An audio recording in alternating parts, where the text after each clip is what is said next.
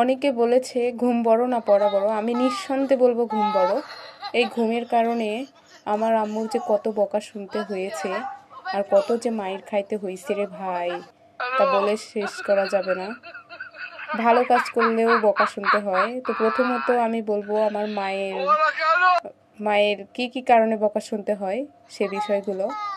সেটা হচ্ছে সকাল না হতে ভোর 5টার সময় থেকে ডাকতে থাকবে ঘুমানোর কারণে, বলবে সকাল হয়ে গেছে, বেলা হয়ে গেছে, 12টা বেজে গেছে, কখন উঠবে, কখন রান্না করব, কি রান্না করব, কি খাবে। গেল।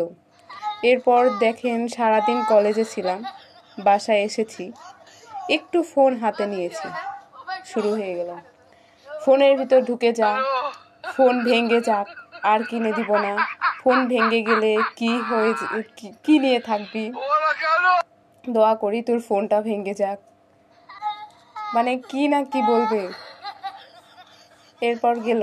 তৃতীয়ত হচ্ছে হয়তো আমি কোনো কারণে অনেক ক্লান্ত, আমি ঘুমিয়ে গেছি একটু, ঠিক ওই টাইমটা শুরু হয়ে যাবে, কিরে তুই ঘুমাইছিস, তাড়াতাড়ি ঘুম থেকে ওঠ, কখন খাবার খাবি, কখন পড়তে বসবি, আজ তোর বাবা আসুক।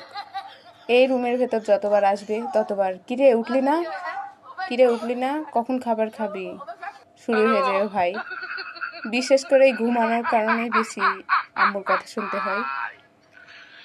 আর গ্রামে তো কখনো মানে ঠিকঠাক মতো একটু রিল্যাক্সে ঘুমাতে পারে না, এই ধরনের পাড়া প্রতিবাসী চিল্লাচাটি, বাচ্চা কাচ্চার চিল্লাচাটি, আবার একদিকে আম্মু তো সবসময় রুমের ভেতর এসে বলবে ঘুম থেকে ওঠ, কখন উঠবি। আমার এইসব বিষয় না মানে হাসিও লাগে, আবার রাগও ধরে, তো কিছু করার নাই।